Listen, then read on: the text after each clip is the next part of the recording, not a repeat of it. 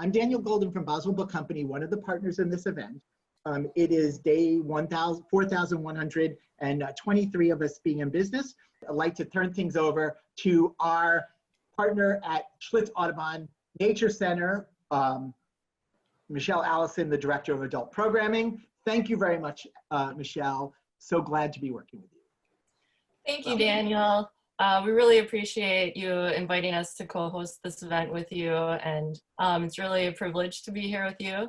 As Daniel said, my name is Michelle Allison, and I work at Schlitz Audubon Nature Center, and we really appreciate all the support we've received from the community during this unprecedented time. If you are interested in offering your support, a great way to do that is by becoming a member of the Nature Center, which you can do on our website, schlitzaudubon.org. I'm so excited to be part of this discussion today with Charles Hagner and Don Quintens. Don has been teaching environmental education since 1967, and he came to Schlitz Audubon Nature Center in 1981. He's currently the senior ecologist, and I'm so lucky to have Don as a colleague, teacher, and a mentor. He has so much knowledge and wisdom to share about birds and the natural world, and I'm delighted for Don to lead this conversation tonight. So take it away, Don. Well, thank you, Michelle. I don't know what to say now. That was very touching. So I would like to introduce Chuck, and he has such an extensive background. I asked him to send me some notes, so I can't memorize it, so I'm too old for that. So I'm just gonna read what he sent. Okay, tonight we're happy to welcome Chuck Hagner, author of a recently published American Birding Association Field Guide to Birds of Wisconsin. Chuck is a writer, an editor, and a bird watcher who can tell you the exact moment when his love of birds was born. It started on the day he and his father washed out an old Clorox bleach jug, ran a wooden dowel through it, filled it with seeds, and hung it on the swing set in his backyard in Shorewood. In no time, he says, blue jays, cardinals, and other birds started visiting the feeder. Chuck was amazed at the beauty, at the variety. There were all sorts of birds out there, he realized, and all you had to do was to see them was to look out your bedroom window. A career in publishing took him first to the American Institute of Architects in Washington, D.C., where he published coffee table books about architects and none about birds. And later to Time Life Books in Alexandria, Virginia, where he worked for 13 years as a staff writer and editor. At Time Life, he wrote and edited books on a dizzying array of topics: Nazi Germany, space aliens and paranormal phenomena, home repair and improvement, ancient civilizations. Boy, I got to talk to you sometime. This is interesting. Modern warfighting, America in the 20th century, the Wild West, but still not one about birds. So when the opportunity arose in 2001 to become the editor of Birdwatching Magazine, a bi-monthly magazine about wild birds and birdwatching, my favorite magazine, and to return to Milwaukee to do so, he couldn't say no. Chuck served as editor of Birdwatching from just before 9/11 in 2001. What a heck of a day to start, huh?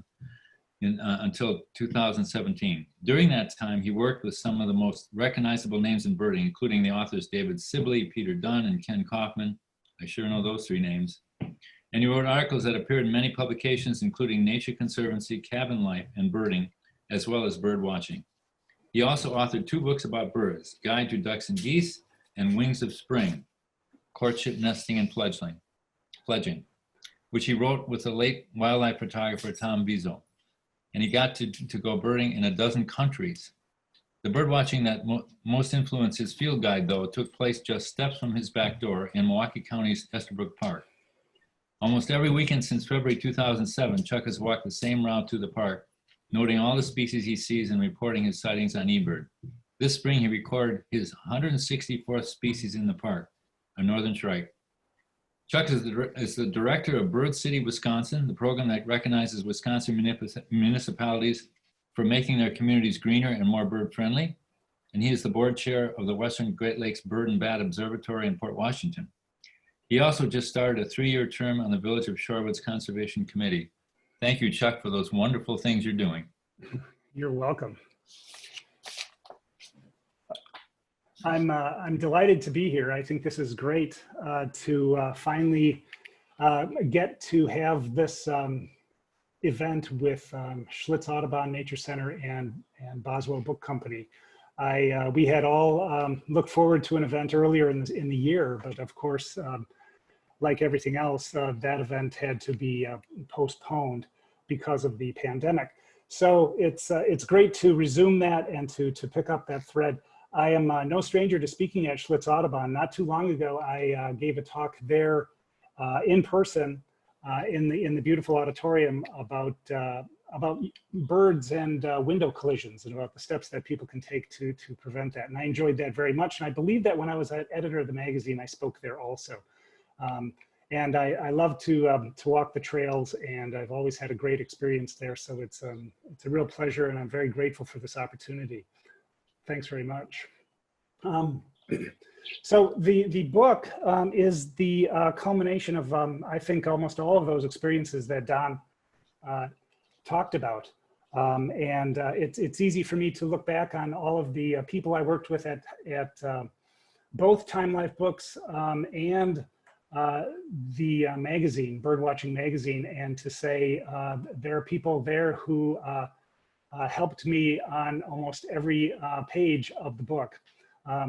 You know, you can't, I wrote in the acknowledgments of the book that you can't very well work at a magazine for 15 or 16 years and not learn a thing or two about birds. But the truth is that when you work with a bunch of people like Ken and David Sibley and Pete and Julie Craves and Laura Erickson and the founder Eldon Gray, well, you happen to learn quite a bit. And I thought of them all the time, and I was grateful for the opportunity to work with them and to take what they taught through all those years and to put it on the pages of the book.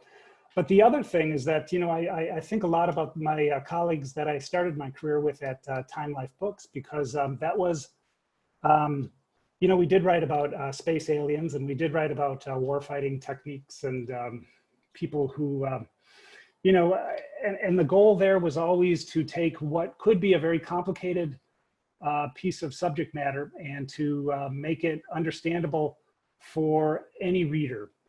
And not only just understandable, but actually kind of entertaining and inviting. We never spoke down to people, and we never bored them, or at least we tried not to. And we got lots of letters from parents who told us that their kids used our books for their homework assignments. And that meant that we had hit the spot, that we had done the right thing. So I like to think that the lesson I took from Time Life and the bird know-how that I picked up from my friends at the magazine kind of spilled over into the book. The book, as in case you're not familiar with it, is a field guide to birds of Wisconsin. 368 pages on which I described 299 different species of birds. And these are birds that only appear in Wisconsin. So unlike a book like David Sibley's masterpiece, his Sibley Guide to Birds, or maybe the new Peterson Guide, the second edition that came out, both of those books have over 800 or 900 species in them. They're fabulous. I have both of them. But they allow you to leaf through the pages and see birds of Hawaii and birds of the West Coast and birds of the Southwest. And my book is just about Wisconsin. And I worked with someone I know very well from the magazine, Brian Small, a very talented and very well-known nature photographer, to illustrate the book. So we gave each species at least a page. A few of them have two. And on each, so there's a large picture from Brian of each species, at least one picture on each page. And the text describes not only what that bird looks like, but also what some of its habits are, where you might find it, and how it's, what it sounds like when it sings or calls. That's pretty much a run through of the book, and that's, I was pretty happy with the way it turned out. So there you go. So how did you select the birds? Which ones did you decide to leave out, Chuck? It was, well, I alluded to part of it is that, you know, the first selection was to start with birds, only the birds that have been recorded in the state of Wisconsin. For that, I turned to my friends at the Wisconsin Society for Ornithology. And I got a hold of the latest checklist of birds that the Society publishes. And that lists 442 species in all. So many more than what I ended up in the book, publishing the book. But if you look at those 442 books, these are 442 species. What you realize is that those are all of the birds that have been recorded since, records have been kept. And therefore, what you see is that it includes a couple of extinct species, the passenger pigeon and the Carolina parakeet, and about 126 species that are casual or what are called casual or accidental. That's the birder jargon and bird record keeping jargon for birds that appear either once every 5 years or less than once every 5 years. So these are birds that you have to be extraordinarily fortunate to be in the right spot at the right time in order to see them. It also includes 52 rare species, and these are birds that might appear annually, but fewer than 8 times a year. So they also require a great deal of good fortune for you to be in the right spot to see a rare species. So our goal, the publisher and I, was really to create a book that would contain all of the birds that a moderately skilled or a beginning birder would stand a reasonable chance of seeing in a year. So it was pretty easy for me to leave out the extinct and the accidental, the casual species. And I made some choices about the rare species. I included 36 of the 52, and I included every single one of the remaining birds. Those are all regular species, what the WSO calls regular, and those are birds that are seen every year.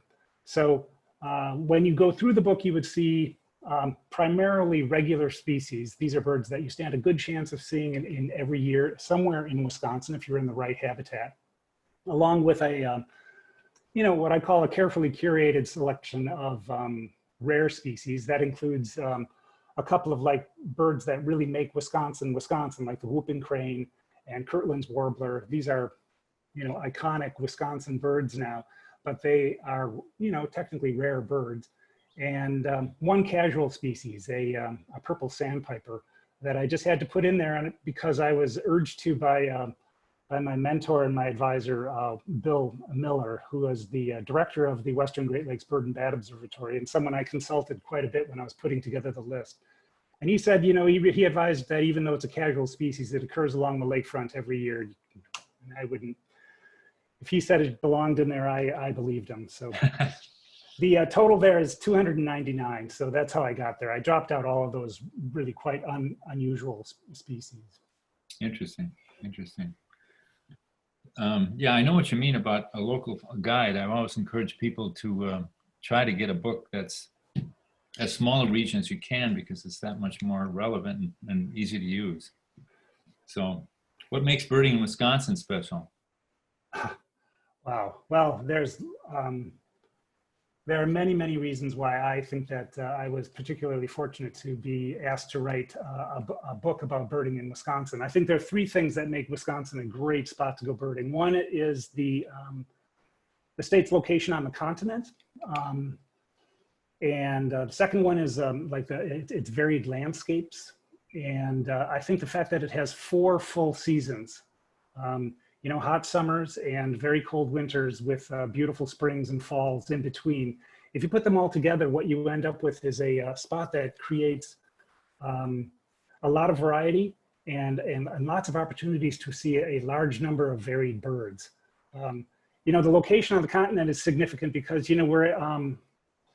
we're right in between 2 Great Lakes, Michigan to the east and Lake Superior to our north, and the Mississippi River makes pretty much our entire western border.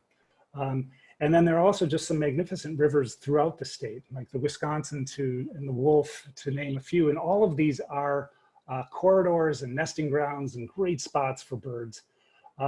But the other thing is that, Wisconsin itself continentally sits at the intersection of 3 major ecozones. You have like the eastern deciduous forest to the east, the northern boreal forest to the north, and you know, the grasslands to the west. And what that means is that when we go birding, you know, through the state, we have the opportunity to see southern species, you know, like snowy egret or Acadian flycatcher, white-eyed vireo, northern birds like the snowy owls that visit each winter, rough-legged hawks you can see in the state each winter, another Arctic nesting species, and also these, you know, these visitors from the west. It's American avocet, beautiful red-headed shorebirds, long legs with the beautiful long bill that is upcurved, and you know, just think about you know, what we've seen in the state just over the last month and a half or so. It wasn't too long ago that a black-bellied whistling duck was photographed and seen in the Washington Park Lagoon. This is a beautiful bird, but there it is right in Washington Park. And that is a bird that, you know, is most likely to be seen along the Gulf Coast, maybe Texas, Louisiana, something like that. So what is it doing here? I don't know. And just recently, you know, there was a mountain bluebird found, I think in June. And that was unusual enough because I think that mountain bluebird has only been seen maybe, you know, like 24 times in the state's history. But it was nesting with an eastern bluebird, and they fledged young, which is, Oh, that just turns a remarkable story into something kind of wacky. But that's a western bird. You know, people who don't know mountain bluebirds, that's a bird that I've seen, you know, in the foothills of the Rocky Mountains, and that's its normal breeding area. So that's an example of a western species that was here in Wisconsin, and the black-bellied whistling duck was one that, you know, a southern species that we saw from down south. It's just that kind of a place, you know. And then you think of all the varied landscapes in it, you know, from the shorelines to the beautiful marshes in the south central part of the state, like Horicon Marsh. Think of the forest, Kettle Moraine State Forest. Driftless area, the wonderful spots along the western portion of the state. And then, you know, of course, anybody who has a vacation home or a cottage up north, you know, they know very well about the Kettle Lakes and the North Woods. And they probably, you know, they probably would want to tell me about how they love to hear the call of the common loon that nests there, or maybe how they have developed personal relationships with bald eagles that live near their cottage. You know, I've heard these kind of things, but these are some of the reasons why people feel greatly attached to the North Woods. So it's, you know, there's lots of reasons why Wisconsin is a magnificent sort of place. But, you know, adding to those, you know, if I can just keep on going here for a second, is that,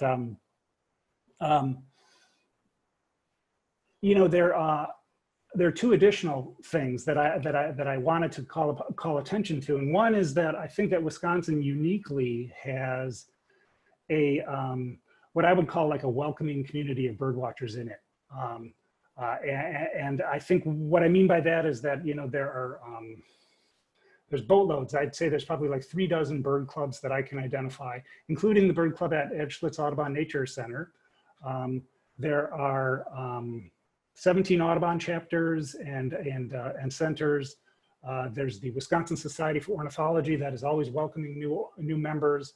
So here's a state with a community of bird watchers that's actually usually out in the field, that is holding conventions, that's publishing newsletters, that's taking bird walks and organizing field trips. This is, you know, we might be a little bit, you know, I might grow a little bit used to that idea that we live in a state where this is all just something, you know, maybe we take it for granted, but in fact, it's a sign of life. It's a sign of like a real vibrant birding community, and it makes birding a lot of fun here. And then if I was going to add even one more thought here to it, one of the things that I think about a lot when I go bird watching is I think a lot about the conservationists and the environmental figures, these heroes in Wisconsin's history.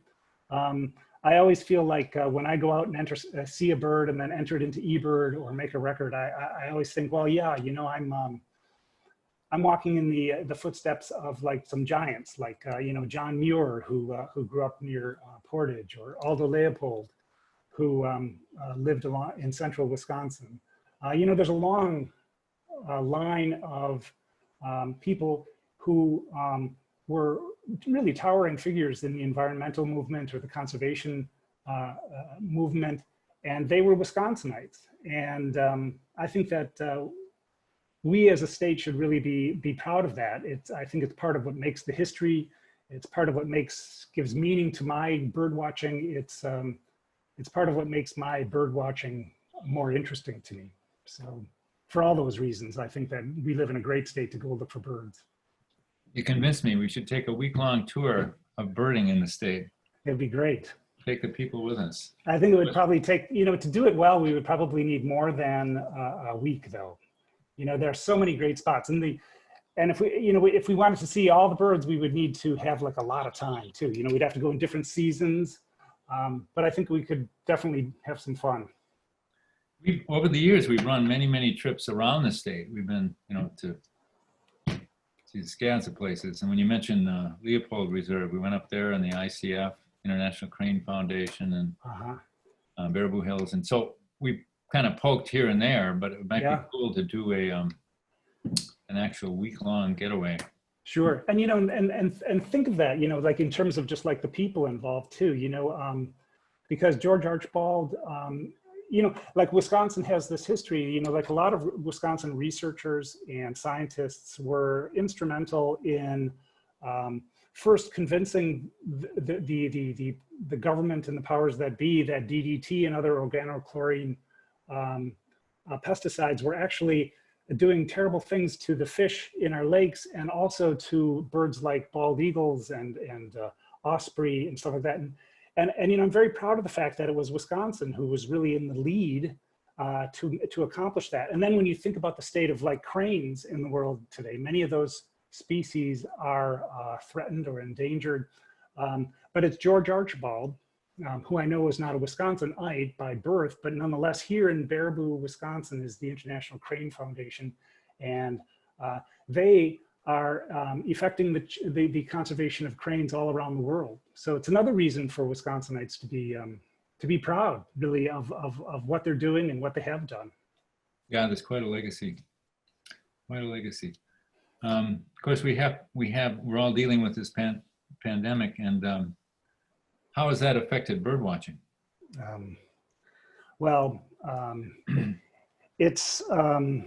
It's had a dramatic effect. I think there's no other way to state that. You know, when, you know, just like everybody else in society, you know, bird watchers had to shelter in place. They had to restrict their travel. They had to avoid large groups. When they did go out, they were asked to wear face coverings and to observe the 6-foot separation. You know, in addition, I think that a lot of birders minimize travel in order to keep from, you know, having to make those long cross-country trips, and then you might have to stop for a restroom or for gas or whatever, and you might find a place that's not open, or that, you know, it's just difficult. That and you know, Wisconsin's a big state, and a lot of the places that I talk about bird watching in the state are spread. You know, you need to drive from one spot to another. So a lot of the spots that I talk about in the book are not entirely accessible to a person who doesn't live nearby right now. You know, and it's really, I think one way to think about it is that it's reminded me of what a social activity bird watching is. You know, just think of what happens when you go on a bird walk. There will be somebody who will spot, I don't know, let's say a loon or a grebe or something out on the lake, and you know, you quick get up the spotting scope, and you get the loon in focus, and what do? You say, oh, come on over, you know, come on over, take a look. I've got it just set up right here. You can see this fabulous bird. And you know, so many times, you know, people will actually form a line behind that scope, and then they'll look through and they'll want to see that bird, and everybody will. Well, one of the things that happened with the pandemic, of course, is that we couldn't share our binoculars and our spotting scopes. We didn't, you know, the risk of, sharing that crappy little virus was too great. So, I mean, and then another example of how social it is, just think of all of the, communities that would, that had planned World Migratory Bird Day celebrations, for example, or think of the field trips that people that groups had planned. The Wisconsin Society for Ornithology every spring holds a convention with all kinds of field trips and speakers, and you know, it's just a great opportunity for birders to get together and conduct the business of the society, but also to just see a lot of birds and see a lot of friends. And it's, you know, and all of that just kind of had to go by the boards this year. I know what you're saying. Yeah. You know, so it was disappointing, clearly, but you know, what I can tell you though from those walks that I took in Estabrook Park is that you know, spring migration took place right on schedule. The birds came through just as normal, you know, and in fact, maybe because I was in the park more frequently, just because I was feeling a little bit, I was feeling more relief taking those walks. I saw more birds this year than I have in past years. And I also took a lot of solace from that, you know, that I thought this idea that, that, you know, nature was occurring and that the migrations were occurring according to a schedule that was not dictated by us humans. You know, it was dictated by something larger. You know, this was one of the things that I really appreciated when I was working on the magazine, you know, and when you are constantly putting together a bi-monthly magazine, one after the other, you feel like that schedule has been imposed on you and dictates almost every moment of your day, every day. So I used to love to take the walks in the park in order to connect to a different schedule. You know, it was like nature's schedule rather than the schedule of the publisher or the printer. And this year when I was taking those walks in Estabrook Park, I would feel connected to something that was not really quite being dictated by a virus or by, you know, or bad news. It was you know, to just stand in a huge flock of fox sparrows in that park was one of the treats. And, you know, and all the troubles of the world just kind of like flew away from me in that moment. And it was magnificent. And I know that they've been seeing a lot of birds also at that nature center on the walks that you've done this spring too. And I'm sure they had the same on the walks. But before, when we were totally closed, I live at the center. Mm-hmm. I went out and I just saw more birds than I'm ever used to seeing. And I know what you're saying. And I know what you're saying about cancellations. I give a week-long bird program up in Door County, and boy, do I miss that. Yeah. So. Yeah. Yeah, it's you know, I think that it pays, you know, to keep things in perspective in a way. You know, sometimes when I feel sorry for myself and my you know, when I start regretting that I didn't get to go on you know, up to the convention, or I didn't get to do some other event at the observatory or something like that. You know, I remember, of course, that it could be far worse, right? You know, many people have lost jobs. Some people have lost loved ones. So, I mean, this is nothing to trifle with what we're going through. This is serious and painful. But on the other hand, it's also made me think, you know, when you consider just like the, you know, how government funding for basic field work has been slashed, especially in Wisconsin over the last, you know, several years. You know, this reliance on citizen scientists has increased. So when we bird watchers go out and we count birds, or we volunteer for the Wisconsin Breeding Bird Atlas, we're actually doing some serious work that has some real value. And that balances it, you know, so I think that it's kind of key to keep that kind of perspective on things. Yeah, yeah, that's right. Well, so what are the best ways to learn to identify birds? Uh, well, I guess at the top of the list is to have no fear. You know, this is something that I got all the time at the magazine. People would regard going out to look at birds and to identify birds the same way that they would regard stepping into a cigar shop, or maybe a wine store, or maybe even the section of it that sells cheese, you know, at the Whole Foods. And you know, they would go and they'd say, oh, you know, I don't know if I really want to do that. I don't really know much about different types of wine, and I don't really know much about vintages and what is a good year. And I certainly don't know the difference between that orangish yellow cheese and this orangish yellow cheese, you know. And if I ask about it, I think that people will think that maybe I'm not smart enough, you know, so I don't really want to get into that situation. And I really think that people should take us, you know, just not fall into that trap. Everybody should just understand that all of us bird watchers start off in exactly the same spot. You know, where we go outside and we think all of the birds kind of look the same, and we're hoping that maybe we won't get, you know, that someone will think less of us because we don't know what the birds are called. But again, you know, bird watchers are a real welcoming group, and the way that, you know, bird populations are falling these days, we're very welcoming and want to encourage more people to join the tribe of bird watchers. And then, you know, and I think that most bird watchers ultimately end up in knowing what a lot of good bird watchers know, and that is that it's often not that hard to identify birds. And what I mean by that, there are certainly birds that are difficult to identify. You know, there's no, even for experienced bird watchers, there's no doubt about that. But for many of them, they can be identified with time as the same way that a parent might recognize his or her child on a playground.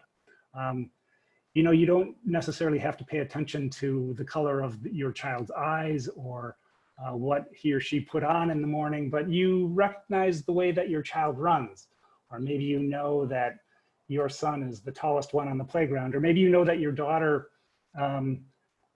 just jumps and skips when she gets excited or something like that. So you understand that there's certain elements of stature and certain elements of shape and behavior that make your child recognizable even at a distance. And you know, you do it even without thinking.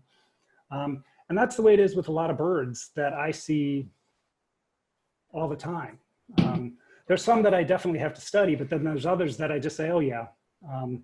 And so I think that that's achievable for all bird watchers.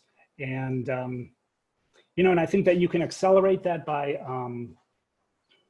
going birding in groups. You know, I think that seeking out other birders is a key to learning more about how to identify birds.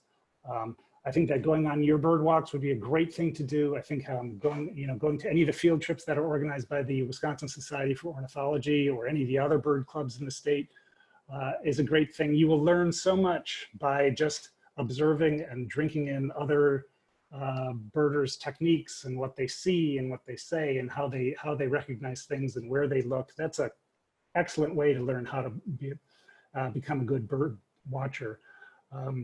Of course, the pandemic has made things all, you know, has thrown a monkey wrench in all of this, you know.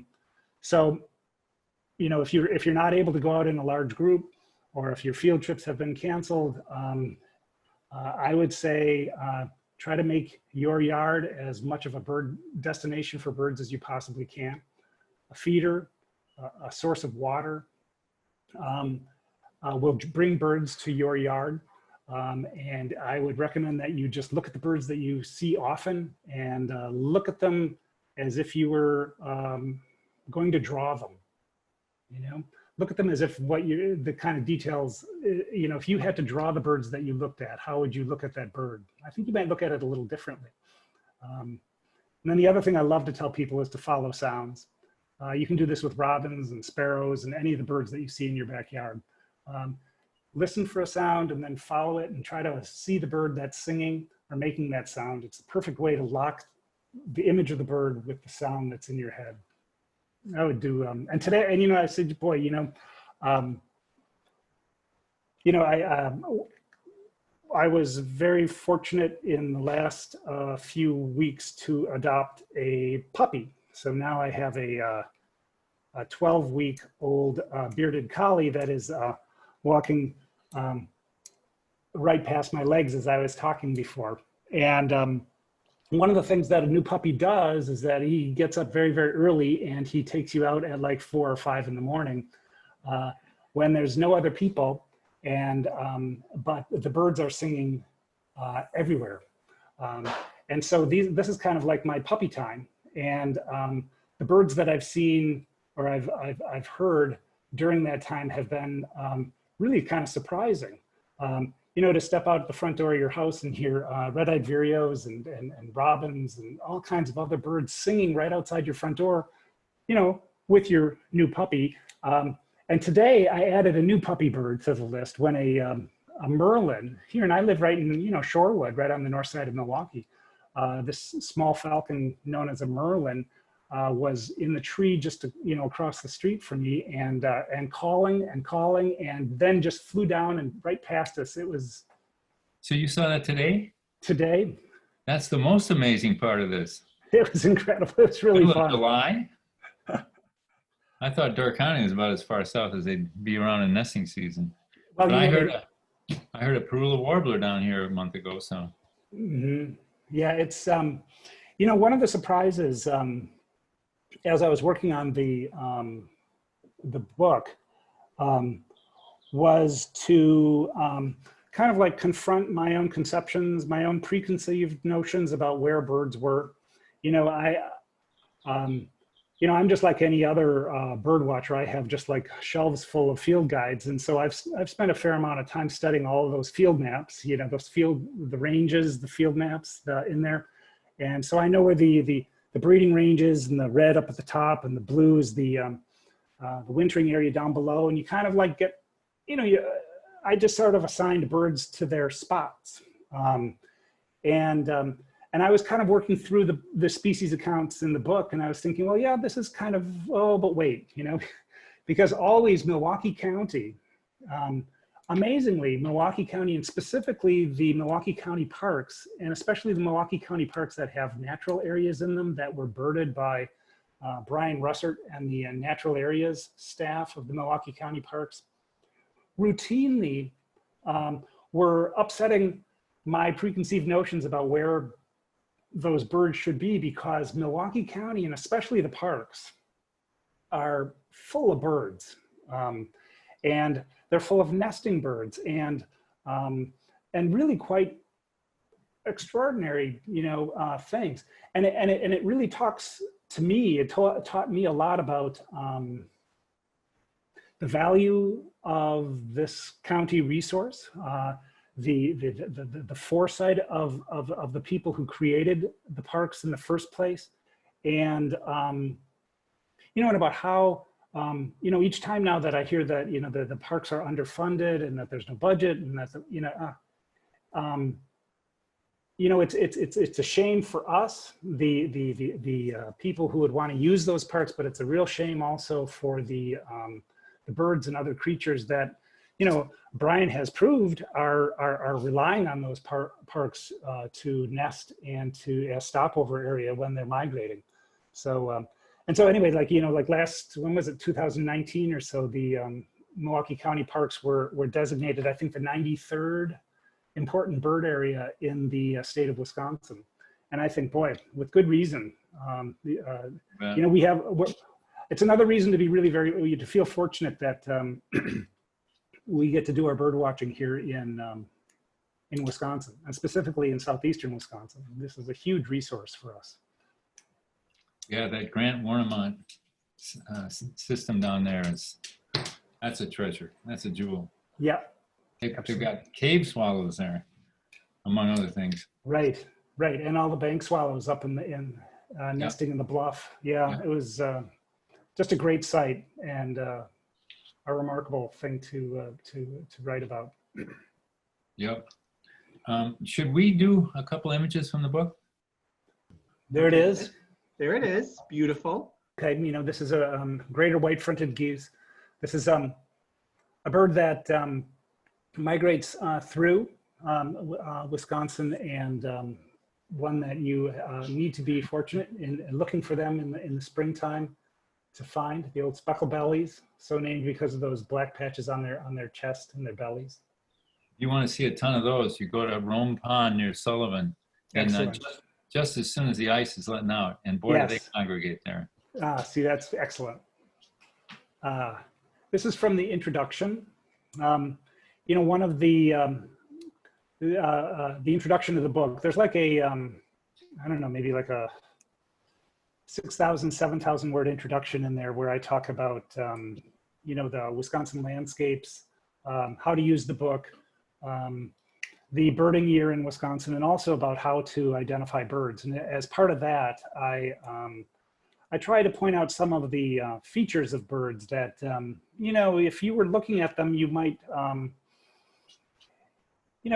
these are things that bird watchers always look for. They look for the color of the feathers that grow underneath a bird's tail. Those are called the undertail coverts. Or they look very closely, especially on certain species, at the color of the bill. If you notice on this tree sparrow that it's black on the upper part of the bill, and it's kind of golden on the, or yellow on the underside. And then the 4 images down below show these great striping on different types of bird. The Carolina wren at far left has a very noticeable white stripe over the eye. I call that an eyebrow, or an, and then the bird next to it, a Nashville warbler, bird that was in Estabrook Park for sure. I'm sure it was in Schlitz this spring. Has an eye ring. And eye rings on different birds can be bold or they can be faint. They can be different colors. This one has a fairly bold one that is white. But whether a bird has an eyebrow or an eye ring, or whether it has an eye line, a line, like if you see from the third bird from the left, that's a red-eyed vireo. It has a dark line that starts near the bill and then moves back across the bird's side of the head and through that red eye. That's an eye line. And then the yellow-breasted chat at far right has got what we call spectacles, because it's got a white eye line over the, and a white eyebrow over the eye, and then combines that with an eye ring. So it almost looks like a pair of glasses or spectacles like I'm wearing. You can see that, if you can imagine the arm of my eyeglasses as being like the eyebrow, and then the rims of my glasses as being like that eye ring. So that's just a way that we try to let people know what to look for on birds, but also to give them an idea of like the terminology that I would be using throughout the book. Quickly, now we're seeing a sharp-tailed grouse and a greater prairie chicken, 2 real treats of Wisconsin, like especially if you go up north into the northwestern parts, up into the Barrens, maybe up into Burnett County. Gosh, to hear a sharp-tailed grouse drumming and to be dancing in the springtime is a real treat. And the greater prairie chicken, if you were to go to the Buena Vista grasslands, this is a huge success story, and this bird is present and living and doing well here in the state because of the hard work and persistent work of a lot of people who wanted to make sure that bird population persisted. But the way that you would see a greater prairie chicken, the way that I saw a greater prairie chicken or heard them in the past, is I got up way before the sun came up and made my way to a blind in the middle of the Buena Vista grasslands, you know, just by using a flashlight to find your way in the pitch blackness. And then you settle into a tiny little wooden blind, and you sit as quietly as you possibly can until the sun comes up. Because the folks who placed that blind knew that they had strategically placed it so that you could look at a lek, which is a dancing ground for the male prairie chickens to perform and to boom. They would put their pinnae, these erectile feathers, up on the top of their head, straight up. They would cock their tail feathers up. They would bend down, and they would inflate these air sacs on the sides of their neck. You can see them in yellow in this picture, and then make this most remarkable, very deep kind of like sound, and you know, observed, of course, by the females. So this is a just really a highlight of any springtime, and you know, I'd really recommend that anybody go do that if they get a chance. So that's my story about prairie chickens. Excellent. A couple of mergansers. Of course, you can see 3 mergansers in Wisconsin. There's the common merganser, the red-breasted merganser, but there's also the hooded merganser, which is one of my spark birds, believe it or not, the bird that's not shown here. A bird that has that similar kind of long reddish bill, but can erect a large white, almost like a sail type side to its head. These birds are quite lovely. You can see red-breasted merganser is the bird that is seen in huge numbers off the Lake Michigan shoreline each spring and again each fall. The observatory has been operating a waterbird watch in Harrington Beach State Park for a number of years, and red-breasted merganser, the birds on the right, are by far and away the species that is seen most frequently. And you know, when you think about the Milwaukee River and you think about doing your bird watching in a little county park, you know, you wonder, you know, how much you might see, but you know, I see common merganser and other diving ducks in there, especially in the wintertime and in early spring all the time. So these are seeable, fun birds to find. Do we want to take some questions for people? We have a couple of questions from the chat room. Christine asked about the state of the hummingbird population. She's not seeing as many on her feeder this year. Is there any issues with that? I'm not aware of a problem with the hummingbirds. You know, this is a question that I got pretty frequently at the magazine also. People would grow accustomed to seeing a certain bird in their neighborhood or in their backyard, and then you know, if a new season would roll around and that bird would not be there. Usually what it means is that that bird may have found a feeding source that might be a little bit more attractive than what you had offered in the past. I can't rule out that it might mean that there might be something that is going wrong, but that's usually a conclusion that is can only be based on lots of observations and some sort of like a scientific way of like setting a baseline and then seeing deviations over time. And it's not generally something that you can draw a conclusion from just based on one yard.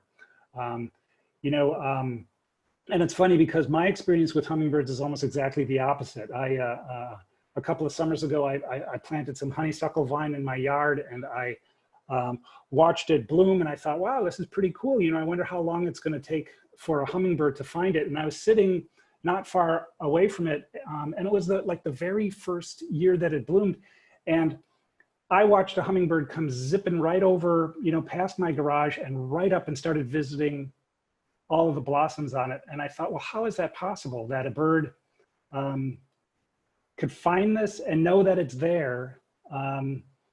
It hasn't been there for very long, and I was delighted. So, you know, hang in there, Christine. It'll, you know, probably going to be better.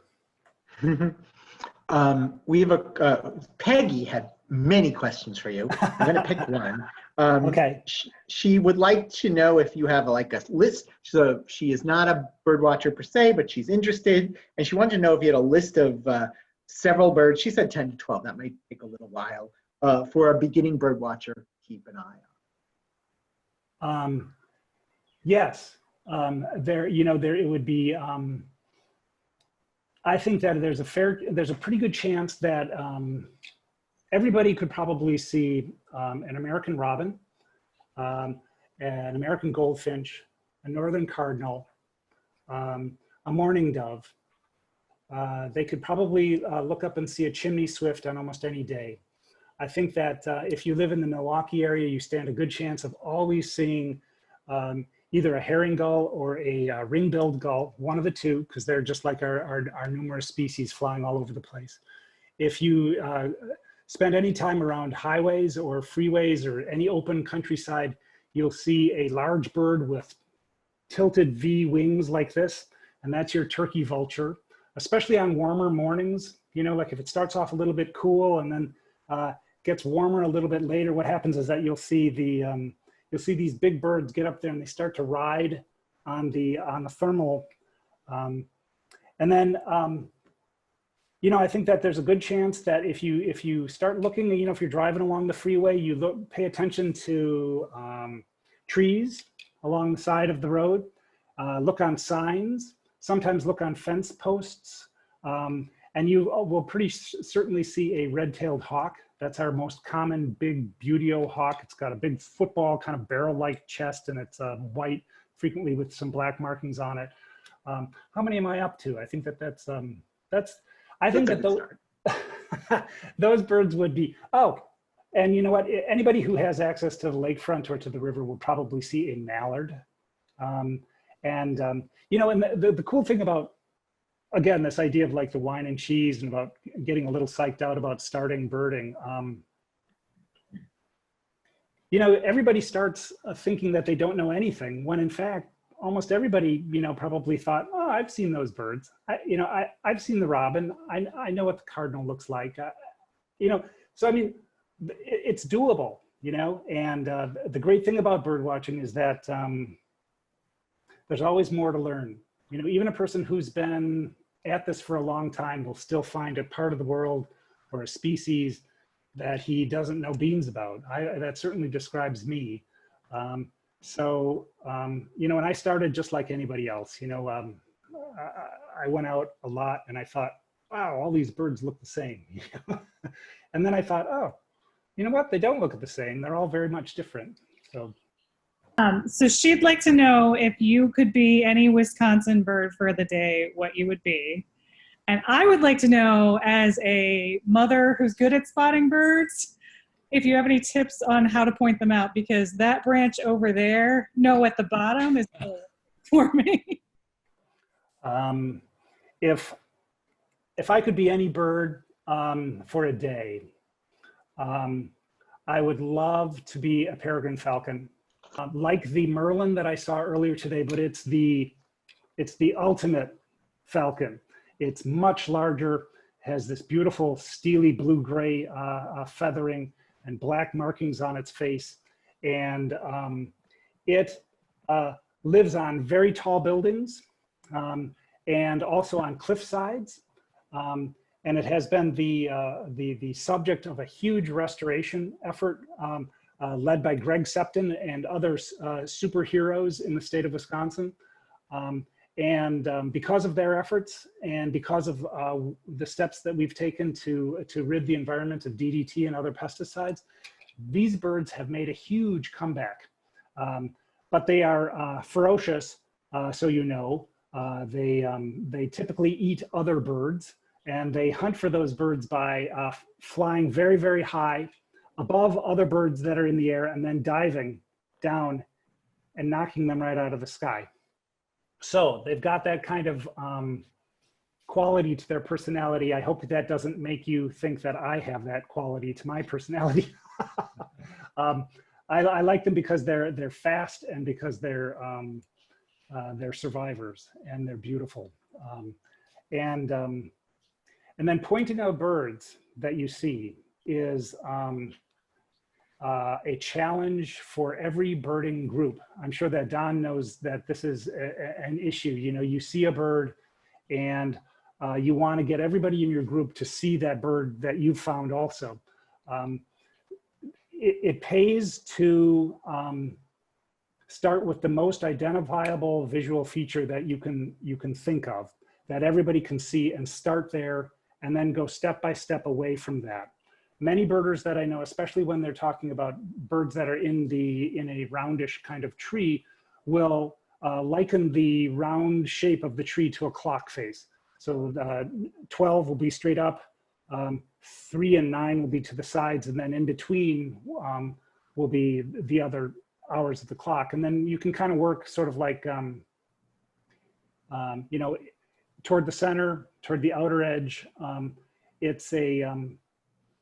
But working step by step is really the key. You know, find the thing that everybody can see, even if it's not exactly close to the bird that you're looking at, and then lead the person from that item to the next, you know, identifiable thing. People who have a real skill with it, some people have a real skill with it and other people are quite bad at it, I have to admit. So it's not a universal skill. It takes practice and it takes a lot of thought. And really the people who are very good at it, the field, you know, the field guides who are able to get large groups of people on a bird that they found are, they have really my respect, because it's not always easy. And I've been in many outings where someone has said, oh, it's in the tree, it's in the tree, it's in the tree. And of course it's useless to say it's in the tree when you're looking at hundreds of trees, but it happens more than you might think. Linda sent a chat asking you to speak for a moment about how the book is organized. The book is organized according to the taxonomic order that was dictated by the Wisconsin Society for Ornithology checklist, which follows the 7th edition of the checklist of North American birds that was published by the American Ornithological Society. This is something that changes from from field guide to field guide. I don't know if everybody realizes that but the reason why your field guide starts typically with geese and ends with warblers or sparrows or whatever it might be is because taxonomists, especially taxonomists using DNA techniques, have been able to construct a tree of life for the birds that not only shows which species evolved from which, but also gives an idea of which species evolved or split off of that main trunk first. So the closer you are to that species, the closer you are to it in time, and the closer you might be together in the book. So that's how it's organized. So it really follows that. I did take a little bit of liberty with that in a couple of instances where I took species and moved them gently out of order so that, you know, a couple of birds would be right close to each other for comparison purposes. You know, there's just sometimes you want a picture right next to each other so that you can say, look, it's big here and it's little there. But for the most part, I followed the checklists and that standard ornithological order. And actually, you know, like the AOS, the American Ornithological Society, just recently updated their checklist, and none of the changes that were outlined in the latest supplement affected the order or the taxonomy of the book. So it's still good, still up to date. I will say that being a birder, getting into birding connects you in an emotional way to the natural world. And I think some of the best conservationists have taken that route. And I think you should bring somebody along with you. I think try to stir up that special spark bird. Try to, you know, especially like if you have a chance to do something in your yard, I think that's a wise way to do it. Put out feeders. Like suet feeder is my most productive feeder. Mixed bird seeds is good too, and thistle seed. And I got a cotton ball, and I've always got hummingbirds and goldfinches coming to it. So the magic will come, and that connection will be made if you just kind of set up the opportunity. Well said. I couldn't agree more. So I would just like to let everyone know that we do have a bird club at Schlitz Audubon, just like we are encouraging new birders to join the bird club. Don't be intimidated. It's a really great way to learn, and we'd love to have you join us. I would like to say thank you from Boswell to Schlitz Audubon Nature Center, to Dawn Quintens, who did a fabulous job, to Michelle for her work behind the scenes, and as well as Nancy Quinn, who's on vacation, but she also worked on this.